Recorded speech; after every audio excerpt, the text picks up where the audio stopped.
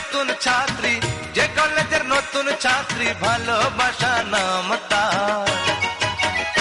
আমি বিগত 10 বছর যাবত সেই কলেজের প্রফেসর।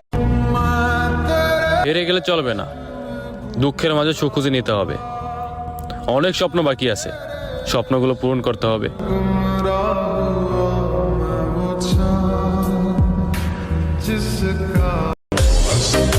ফাটা বাঁশের চিপা চিনো, না চিনলে একবার এই প্রবাসে আসো। পাসপোর্ট অফিস থেকে শুরু করে ইমিগ্রেশন এম্বাসি, প্রত্যেকটা জায়গাতেই পাবে তুমি খাঁটি পিওর দালালি। তুমি মিয়া বুঝতেই পারবে না, তোমাকে তারা করে দিব 60টা জায়গায় বিক্রি।